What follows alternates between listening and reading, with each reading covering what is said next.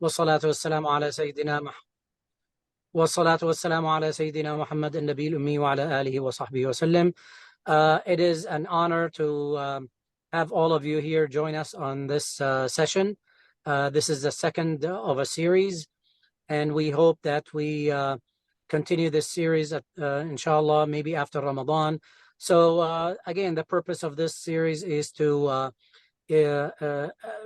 improve awareness of what is obviously going on and how we can contribute, how we can make a difference in our lives here and abroad, inshallah. So it is my honor to introduce our moderator today, Dr. Tayyib Khan. Dr. Tayyib Khan is an anesthesiologist who grew up in the western suburbs of Chicago. He studied at Loyola University, and then he went on to do his medical training at Cedars-Sinai Medical Center. Currently, he practices in Indiana and is on the board. He's a board member of Indiana Society of Anesthesiologists, and he's the president of the Sanctity Project, which is a non-for-profit organization committed to advancing the civil rights of ethnic and religious minorities here and around the world. So please join me in welcoming Dr. Khan, and Dr. Khan, please take it from there. Jazakallah khair for that generous introduction. It is an honor to be asked to moderate this important forum once again. And I think we all know our esteemed guest today, Ahmad Rehab, who is the Executive Director of CARE Chicago. He's been so for 20 plus years, alhamdulillah. And he has been instrumental and many times lonely in the struggle for the civil rights of Muslims here in the Chicago area, but also on a national platform as well. And I think that the circumstances and the events of the last 5 months now have reinforced the important work that CARE Chicago does, not only for our personal interests here in Chicago and the Chicagoland area, but also as a Muslim community, nationally and internationally as well. So without further ado, let's get into questions, because last time we only were able to ask 2 or 3. If people have questions during the conversation, they can just write it in the text box, and I'll try to ask as many as we can, inshallah. So Ahmad, I think when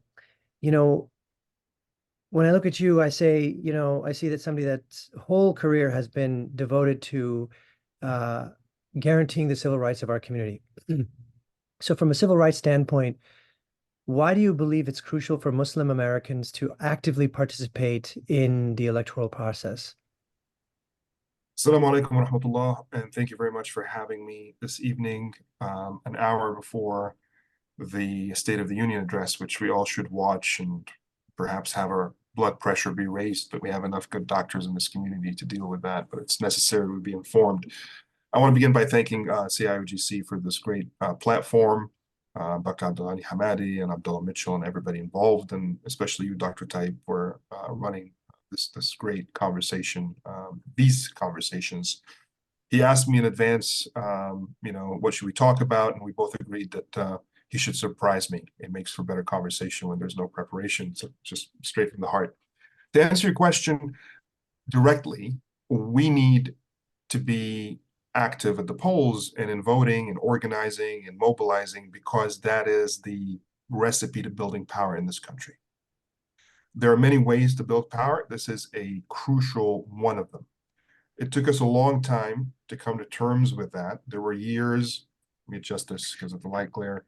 There were years and there were decades in which there were futile debates in the masajid and in national Muslim conferences about whether voting was halal or haram. And these were years that were missed. And then 9/11 happened. And for some, it was before that, of course. I don't generalize ever. But there was a movement towards realizing that we needed to be civically engaged to survive in this country. And that it could take one random event that we have nothing to do with to completely reshape our entire existence, our future, our rights in this country. And we felt very vulnerable. We felt very alone. We felt defeated in a way, and there was sort of a rush to try to catch up through the years that were missed, to build the alliances, to have the public communication, to have the media work, to have the civic engagement and the political engagement to ensure that we are protected and that our rights and our interests are heard and furthered in the political process of this country. So the short answer is, it is necessary for our survival, not just politically, but as a community. This country is a democracy. It is a country in which we exist in a diverse and multicultural, multinational, multi-ethnic, multiracial type of environment, very unique in the world. Great, that's a good thing. But what comes with that is a challenge, that things are going to be messy, things are going to be hairy. It's going to take, some time, some effort for kinks to be ironed out. And ultimately, as I tend to say in my career, we do have rights. They're guaranteed, they're enshrined in the Constitution, but they're only as good as your ability to fight for them. Otherwise, they're great on paper. That's just the reality of this country. And this is not only true for Muslims. This is true for every minority group that came after the first wave of the English, and maybe the Dutch. But starting with the Germans and the Irish and the Italians, the Catholics, and these are white groups. And then, of course, with the quote unquote colored groups. We're not even going to get into the African Americans and the Native Americans. We all know that history and what needed to happen there, and the civil rights movement, etc. But just on those, willingly immigrant groups, white, brown, or otherwise, Asian, Latino, and really for everybody, it is fight for your rights to make it in what is de facto a place of white privilege, a place of the Anglo-Saxon, the WASP privilege, to have equal rights and to be heard in that environment. Wonderfully said. And Ahmad, you touched on one thing that I heard last week as well, and I wanted to see your views on it.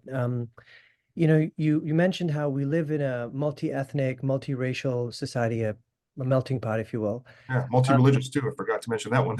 Absolutely. And, essentially multi-viewpoint society. Mhm. And a lot of times what we hear is from some people that, well, I can't vote for candidate X, or they're all the same because, they have one view on one issue that just, in my opinion, I'm afraid of my religious security, I guess, or I'm afraid of my religious practice by voting for them. One view that they have negates me being able to participate in the entire process.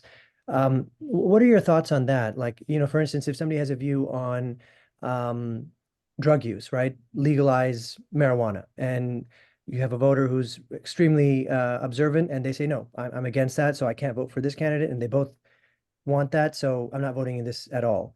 What are your thoughts on that type of an approach? So this question comes from a certain mentality, and that mentality is Puritan and absolutist. Let's begin there. And a lot of our religious mentalities sway that way. And this is not to berate. If I were berating, I would use berating language. This is descriptive language. It's accurate. There is a Puritan and absolutist approach to religion in politics that makes these conversations,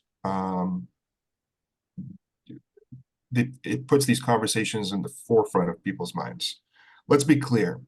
When it comes to a religious practice, that is fine, right? Like, no one's going to compromise or negotiate, what has been delivered to us word for word as our religious practice. When it comes to dealing with a complicated world, we're guided by it. But what does our religious dogma actually tell us?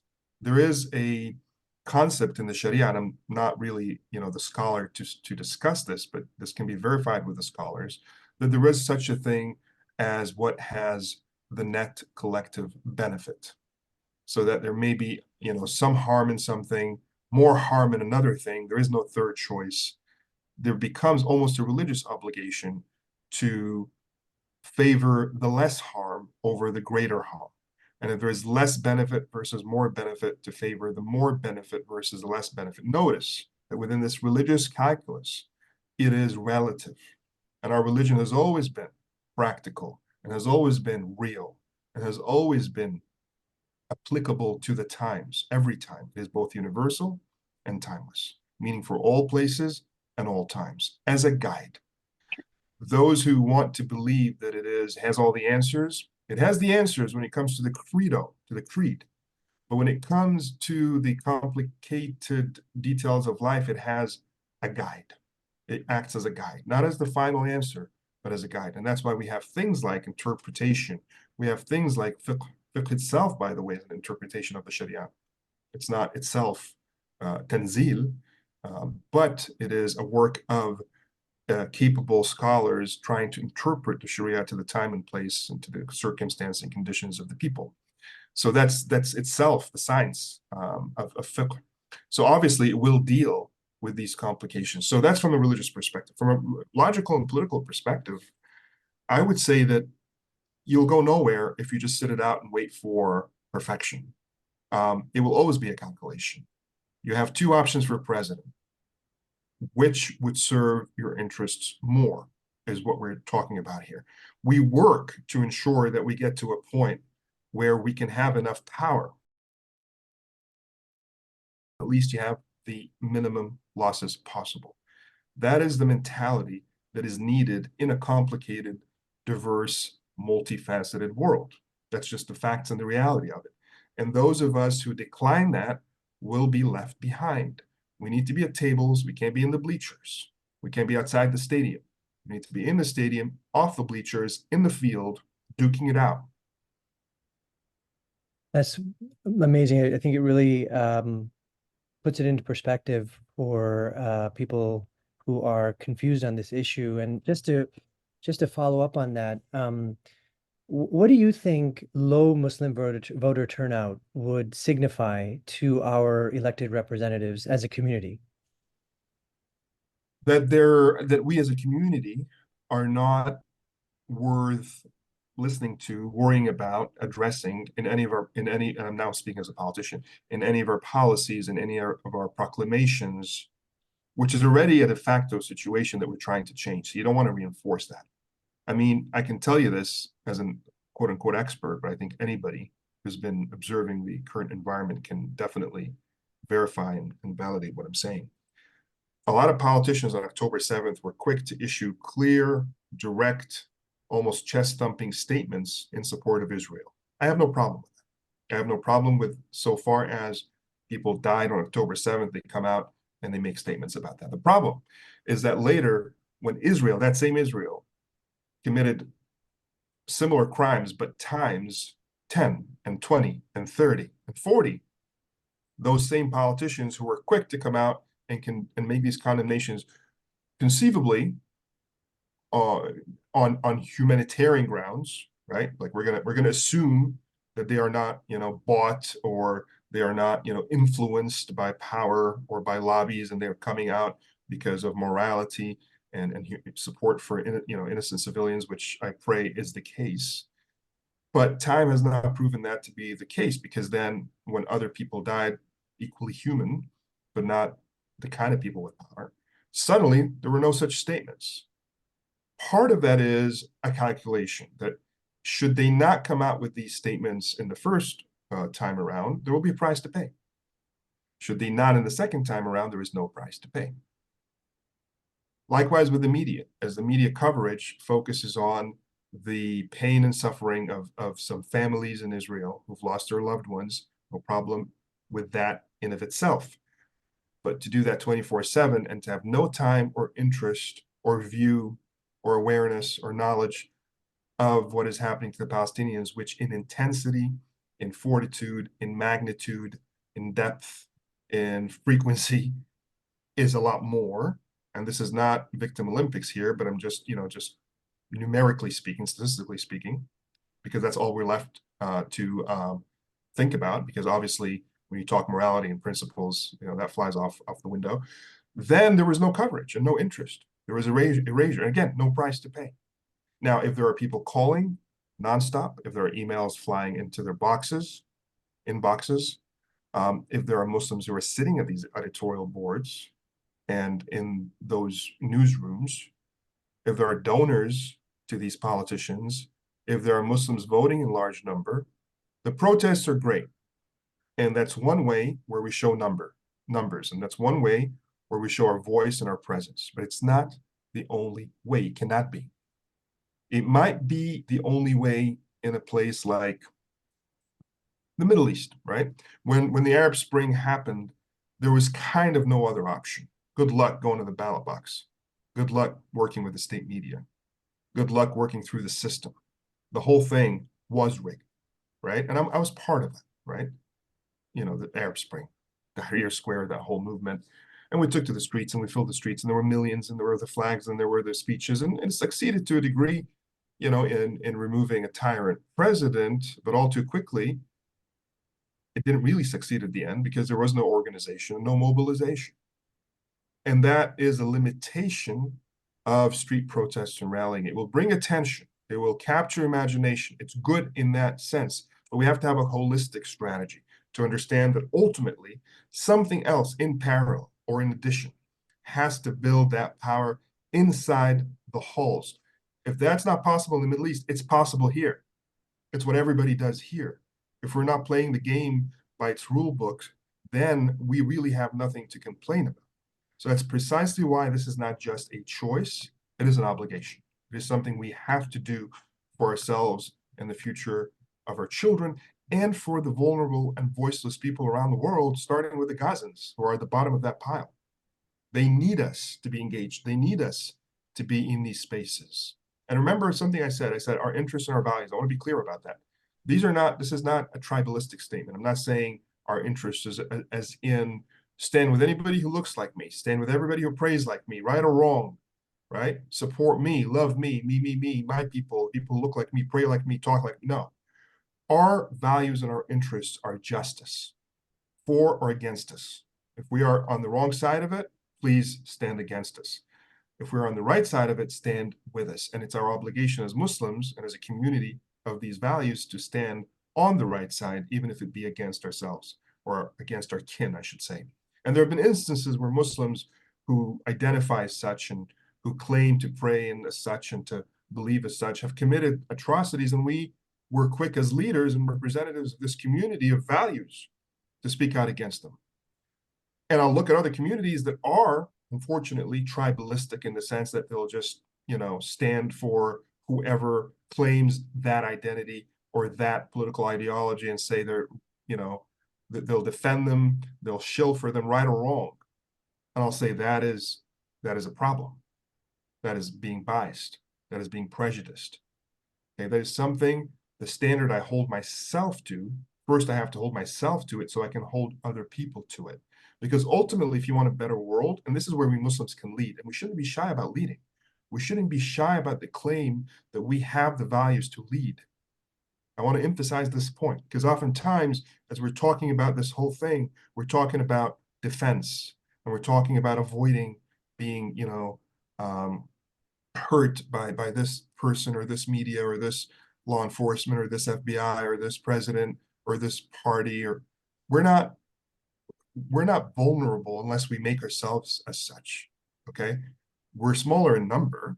There is racism, bigotry, xenophobia, Islamophobia, and we're dealing with that. So not to deny any of this, but we have to have the self-confidence and the sense of can do, including the sense that I have a value system that's good for this country, not in a tribalistic sense, but in the sense of universalism, timelessness, that meshes with the actual proclaimed ideals of this country. Never mind how they didn't pan out, because we know how they didn't pan out, but they were proclaimed and they're there and they're beautiful and they mesh with our value system very, very well.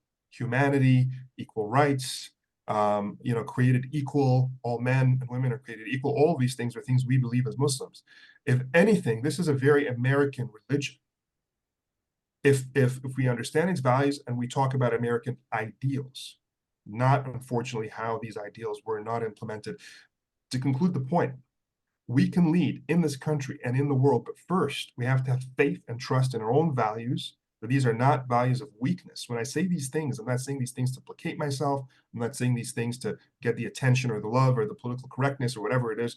It is because these things are powerful. Consistency, moral courage, moral clarity, moral consistency. The three MCs are powerful. They make you strong. Once you can stand on those three things, you can then call out others who are not, and you would have the integrity and credibility to do so. but to forsake in a moment of weakness or in a moment of gotcha or in a moment of, just tit for tat or whatever it is that people do, then you are no longer special and apart in terms of those values. And you sink in the numbers game, and you sink in the power trip game. So this thing gives us power, the values, and it allows us to be able to call out others and have the integrity and credibility to do so. And that's exactly what we are trying to do right now.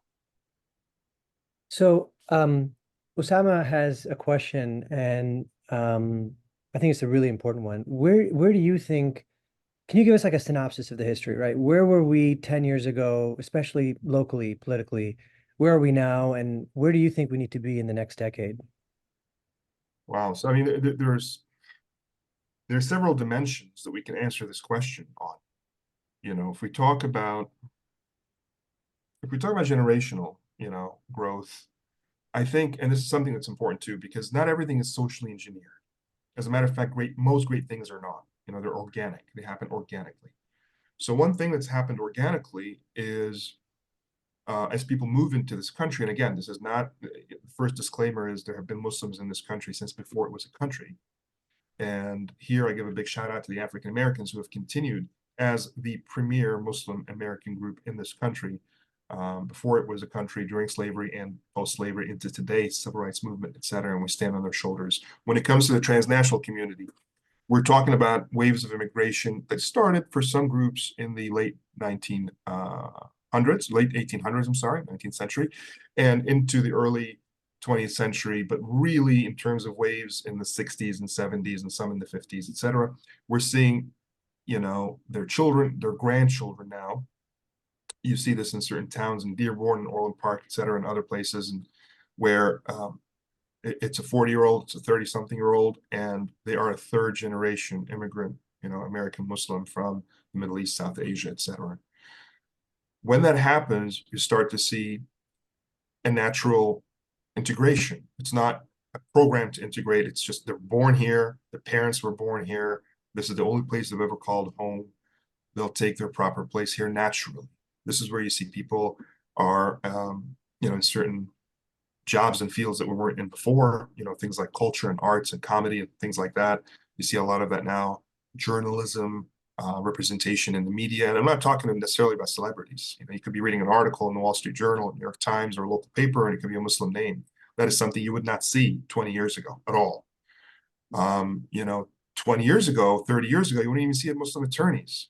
And that began to happen a lot. And then we began to look and see, oh, well, what about the media? And then the media started to happen in arts and culture. So it's been in waves. We've always been good at sciences. First generation immigrants that come here, thick accent, have only been here a few years and they're already doctors or engineers somewhere, maybe leading a department somewhere. We've always had that culturally. But it's the humanities, it's law, but it's journalism, arts, and the humanities and culture where community character is built. And that's where we had a vacuum, and still to this day, it isn't sufficiently filled. As we fill it, and we need to keep filling it, need to fill this vacuum. I think that will be very powerful in killing those conversations about who are Muslims, what is Islam, the stupid type of conversations that people like me, my generation, 20 years ago, had to come on TV and debate every day, in the wake of 9/11. Is Islam a violent religion? What is Islam? What does it stand for? Those types of questions. Nobody asked this about Christianity. It's not that Christianity, has text that's any less violent potentially in terms of its interpretation. It's not that Christians and their history have any less violence. It's just that they're more ingratiated, more familiar to audiences who live here as Judaism, etc. So that part of it changes over time, and we're going in the right direction just by virtue of growth, by virtue of time.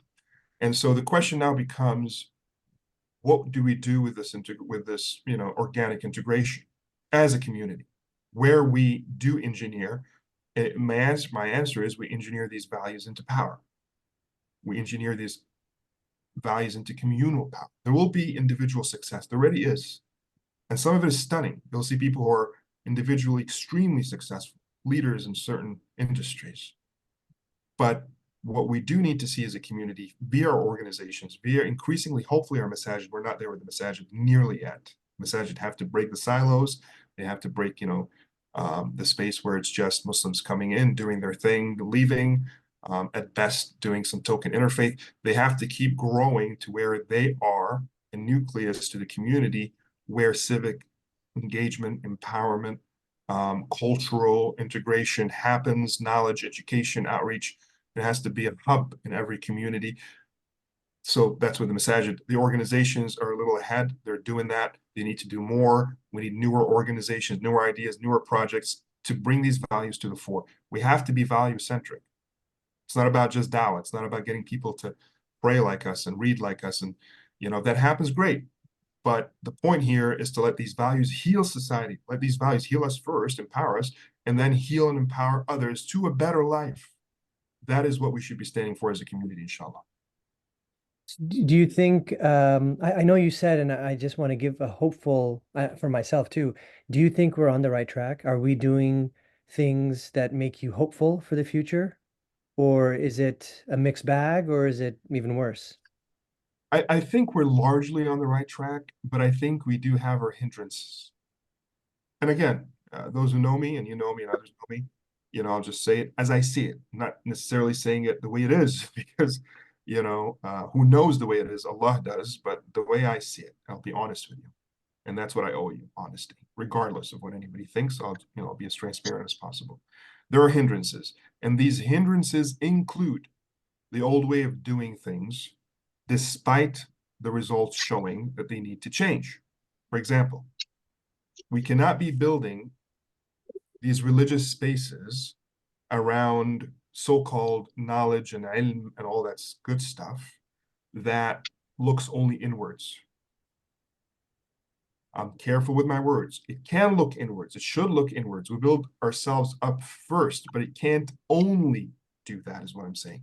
It has to, as a religious space, and I'm talking about that because these are the places that have the most appeal, it seems, still. Okay, the masajid, the darul, you fill in the blank, darul this, darul that, this institute, that institute. Great places, wonderful people, second, third generation, older people from abroad who come in with the knowledge, all of them, wonderful, great students, great movements. These movements have to connect the spirituality, the values to immediate and direct political as well as cultural influence. To say political is not to say vote for this or vote for that or be a Dem or be a GOP. It's to say you cannot live in this country as a breathing, aqil, baligh adult and not have some sway in some way on the issues that matter to you. Find your space, find your clique, find your alliance, find whatever it is that floats your boat, but you can't sit it out. No adult can at this point.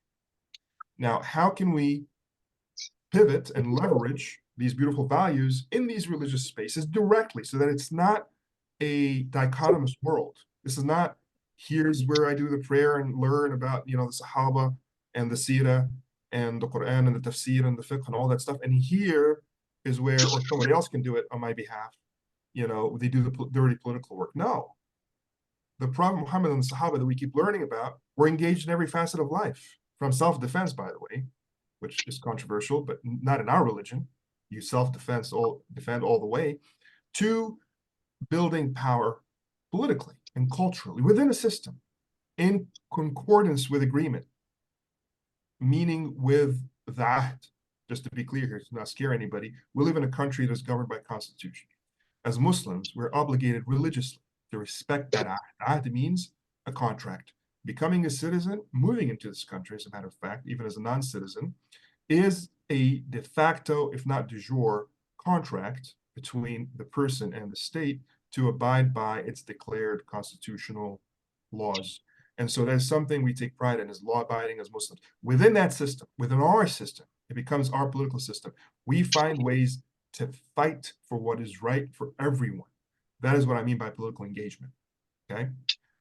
And we do that through our values. So that's been there's a hindrance in the sense that there's still a sense of, especially in the off season, when there isn't Gaza, when there isn't Trump, 2017 Muslim ban, when there isn't 9/11, people fall back to their silos and they have these alternative little empires with alternative issues to the public, to the world around them.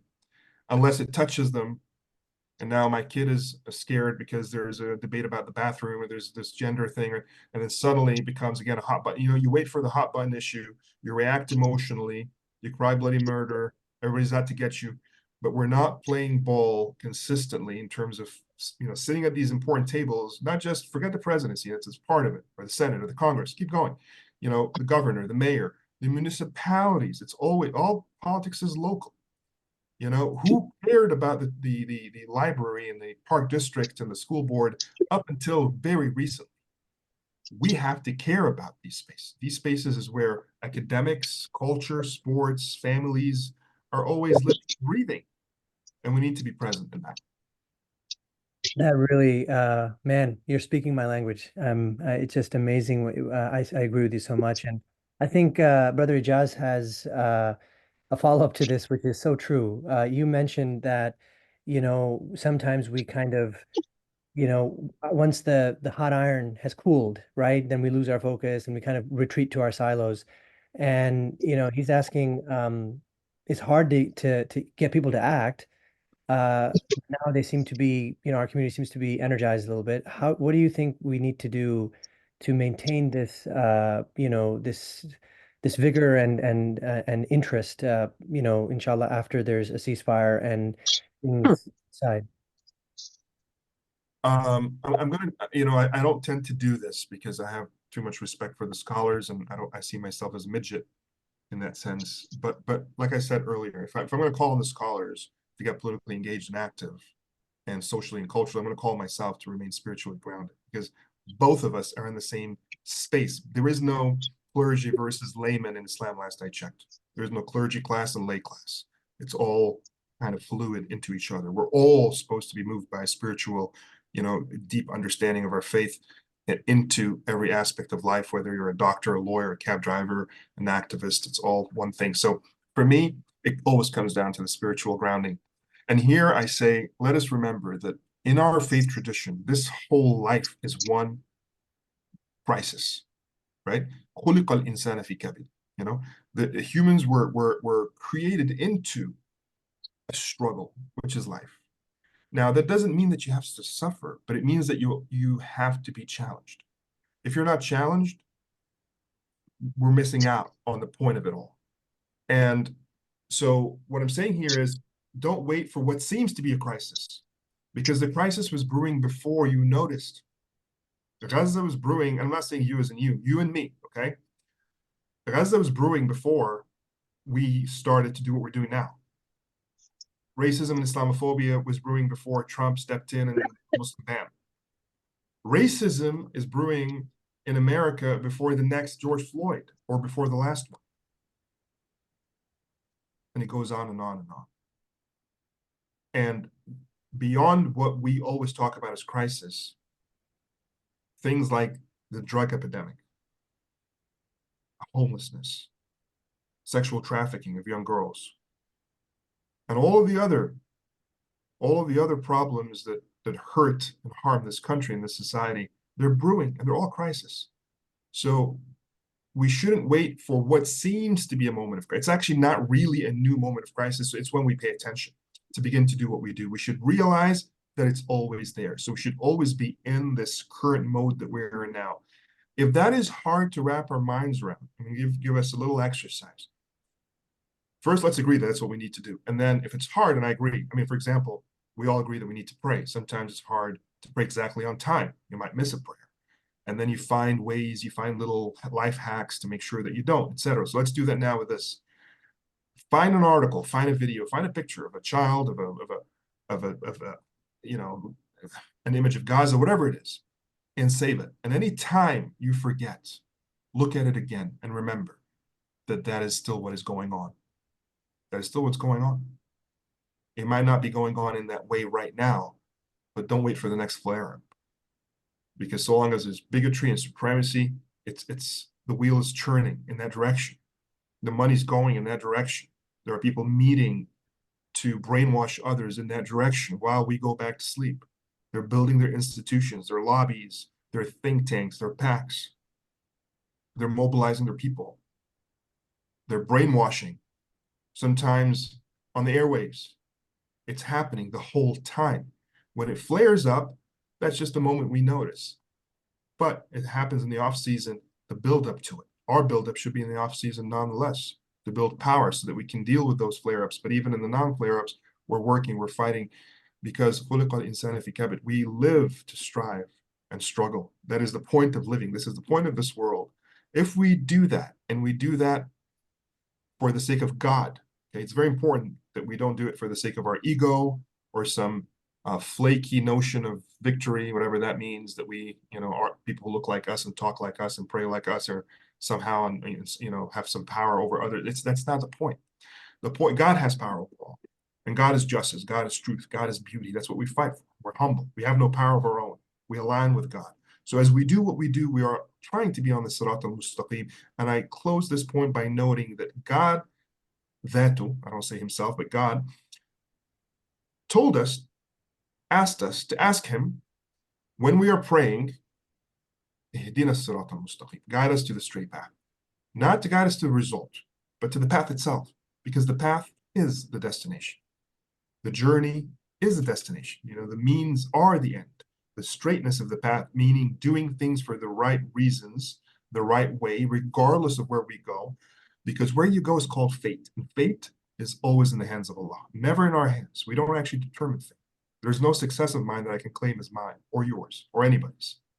Ultimately, la hawla wa la quwwata illa billah. There is no power and no way of affecting the future except by God. This is God's domain. There are certain things that are in the divine domain. We confuse things. We look at God's domain and we start to worry, why is this happening? What's going to happen? When will it happen? It's not your domain. It's not my domain. It's God's domain. And God never fails his domain. He's got the ultimate wisdom. If it looks bad to us, we just don't get it. It's always going to be the exact way it should be, the best way it should be, whether as a trial for us or as a reward or as a punishment, whatever it is, God knows, and it's in his hands. The little part he left us is the part we never pay attention to, which is the path. It's not the destination. It's the journey. And the journey means love each other, unite, do things with trust in God, do things with faith in what is right will finally yield results. Never cut corners, never cheat, never lie, never make pacts with the devil, never emulate those who are harming you to harm them the same way. And the ayah says, don't let your hatred of the people or contempt against the people cause you to return their injustice in the way that they commit against you.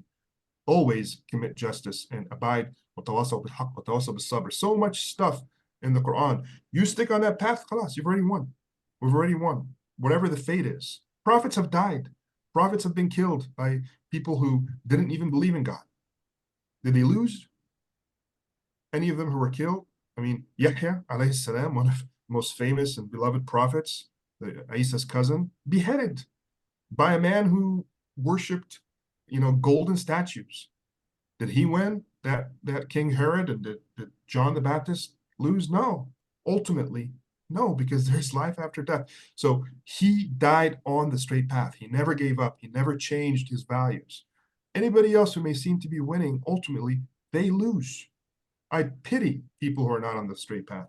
So the spiritual point there is very important, type. Yeah, I really have to say that I appreciated this spiritual admonishment that you've given us, and we ask Allah subhanahu wa ta'ala to keep us on the straight path and always keep our intentions sincere. And I think I speak for everybody that these pictures that have come out of Gaza, it's amazing you mentioned this. I remember in undergrad, 10, 15 years ago, people were debating whether or not Facebook was something that Muslims could be on, right? It was called Fitna Book, if you remember. Um, if we didn't have these means and mediums of communication, this entire genocide would have been so much different. It would not be visceral. It would not be in our face. And even our ability to spread this message to our peers, to our neighbors, to our fellow countrymen would have been extremely more difficult than it is now. And it's already, really difficult. So appreciate your comments there. And I think it really highlights our uh, need as a community to not forget in the off season. And maybe this is the last question Ahmed Suleiman has for you. In that off season, are there any centers or institutions, organizations that you see locally that can engage, empower, and train our people to be consistent civic participants? There is here Chicago Civic Coalition, Muslim Civic Coalition, CIOGC. There are new organizations that are being created as we speak. There are affiliates of universities where Muslims are working, they're providing training. There are individual activists like Dr. Sausan Jabir and others who are experts in one field or another, in her case, academic field, who are out there doing trainings. We're trying to pool all of this together.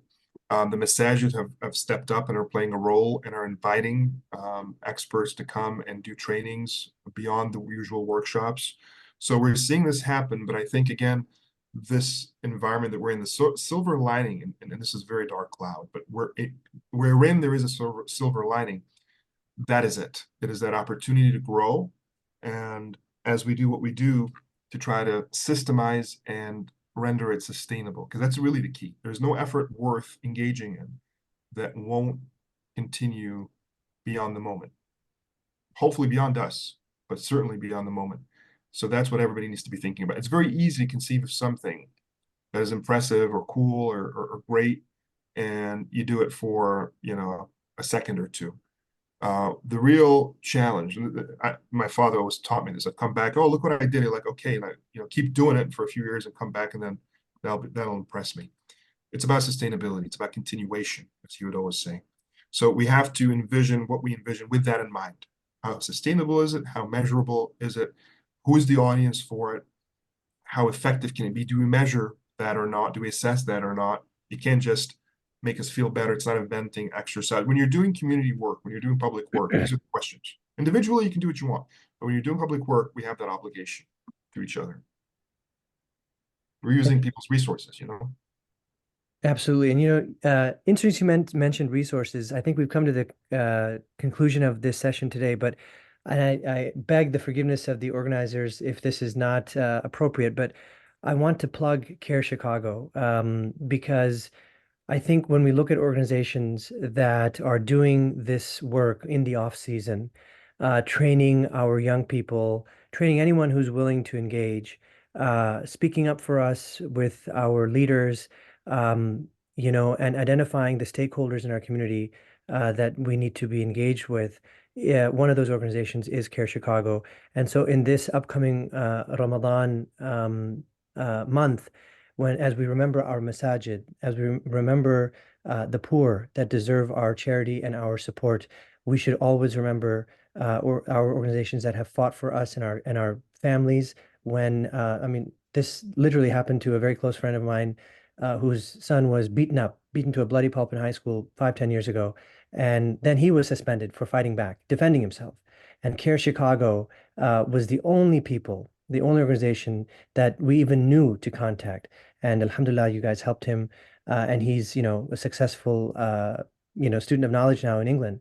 But, otherwise he would have had this awful thing on his record. So we need to remember and support Care Chicago. And I would be remiss if I don't mention CIOGC.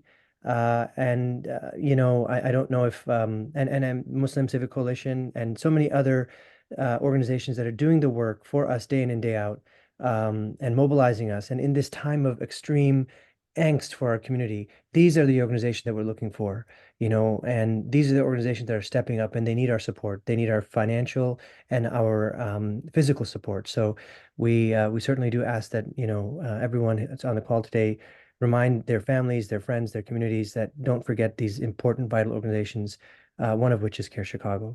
So thank you again, everyone. I really appreciate your time. Thank you, Ahmad Rehab, for taking time out of your insanely nonstop schedule. And we ask that Allah subhanahu wa ta'ala bless your efforts, give you continued success in this life. And we ask Allah Azza wa Jal to bless us all, to guide us at all times, to center our actions in a moment of sincerity, and never to forget our brothers and sisters who have witnessed such unspeakable trauma at the hands of our own nation, oftentimes. And I just want to quickly thank you, Dr. Tayyib, not just for this, but for stepping up. And I and others know how many ways you have done that. And there are others like you in the IT world, in the legal world, in the medical world. It is so important to have these multi-talented people who have proven their competence in one field or another join this fight and become leaders in this fight. This pleases us. This empowers us. If you think we're empowering you, you have no idea how we feel empowered when people like you are stepping up. And I want to lastly thank CIUGC. You know, of all the organizations we mentioned, it's the oldest one that's brought this community together and keeps it together. So thank you for this platform, and thanks to all the supporters in here, Brother Ijaz, and great supporter. So many of you, every one of you really has been a great supporter in the wind in our sails. Thank you so much. Assalamu alaikum. Assalamu alaikum. Thank you again, everyone. Assalamu alaikum. Once again, thank you for joining this evening's program, and please stay tuned because this is a series that has been initiated by the Civic Engagement Committee, and it may be a slight pause during Ramadan, but it will continue. This dialogue needs to continue. We need to be reminded, as Ahmad has so eloquently shared with us tonight, the struggle is a part of our existence, our part of being as worshipers of Allah, to Allah subhanahu wa ta'ala. Once again, assalamu alaikum. Assalamu alaikum. I'm upset they didn't ask my question. Go ahead, Sister Abdullah. Go ahead. What was your question, Mr. Abdullah? I'm sorry, we missed it. Question was, okay, it seems like this country is going towards, well, it has been towards dictatorship state. And now we're gonna probably, and the sources is only Biden and Trump. For crying out loud, we've become a circus to the whole world. My question is, and we're heading towards World War III, no doubt. My question is, where's a safe place to move to avoid World War III? To our values. I mean, there is no physical place that can avoid God's fate, but there is being in the bosom of the trust in Allah, and our values are our protection. A prophet is gone, but remember, this was a prophet of character. This was a prophet. His revolution was a revolution of character. It wasn't a revolution of knowledge. People keep talking about knowledge. Knowledge is important because it feeds the mind that brings out the character, but ultimately the point is the character, and that character says the values of trust in God, the values of fearlessness, the values of keep going, do the right thing, stay on the right path. That is your protection, do or die. You do, you win, you die, you win. There's nowhere to go but in these values, because everywhere in the world there's darkness. Everywhere in the world there is trial and tribulation. There is no escaping that, except to Jannah, and the only way there is the straight path. So that is the safest path to take. And I want to quickly acknowledge Sister Abla that she was our former client, by the way, and she was very, she didn't just do it for herself, she did it for the community, the way she stood up with us in her fight. Very brave person. Brother Ahmed, I mean, the fact that all our taxes is going to support Israel, which is bombing the hell out of Gaza and bombing, well, the wars in Afghanistan and Syria, Libya, and all over. It makes me feel guilty for living here because my tax money goes there, and I'm getting bad deeds also, for that too. So my thinking is, that's why I'm thinking like maybe it's time to move to another country because. But if you move to another country and I do the same and everybody else does the same who has a problem with this, then guess what happens? Billions more go. But if we're here to fight back, maybe, and fights don't happen overnight. They don't get won overnight. If we truly hearken the power of God, which means the values we stick on, Allah does barakah in those things. The unchangeable is changed. It's happened with our forefathers and foremothers. So we stick the course. It may take a generation, it may take two. So long as we're working with the right intention, sincerity, for the right reasons, on the right path, it'll happen eventually. We may not see the fruit. As long as we're doing that, it's okay. That's good. That's where we need to be. Because if we leave, then that fight isn't happening. And then they have it all to themselves, and they do all the wickedness that they want to do and all the darkness that they want to do and injustices to people. And again, this isn't just about, it's as much as about the inner city as it is about Gaza. I mean, racism and supremacy, whether it's Zionism or white supremacy, it's all cut from the same cloth. Is that some people deserve respect and dignity and sanctity in life, and some people don't. That is the bottom line. I spoke at the Care Banquet about what? Dehumanization. That's what it comes down to. It comes down to, you're not human enough, you're human enough. And that's one game. And it's played in different ways in different places. Again, we fight for Gaza. We fight for the inner city. We fight for our brothers and sisters here and there. We need to be here to do both of those things, inshallah. I don't want to take up more of your time, and I want you to watch the State of the Union and have your blood pressure be raised with mine. So I'm going to conclude here. All right, once again, Assalamu alaikum. And a quick, CIOGC has a website, muslimgovote.com. We have a lot of energy. Jazakumullah khair, Sister Abla. So what we need to do is we need to go vote. In CIOGC, we can't endorse a specific candidate, but we definitely can go vote. So Yes, please sir. vote and vote your conscience. Jazakumullah khair. Thank you, Osama. You're the unsung hero behind all of this, and we must Barakallah. acknowledge your hard work. Thank you so much. Barakallah. Stepping up. Thank you Thank so much. you all. Jazakallah khair. Assalamu alaikum. Alaikum, everyone.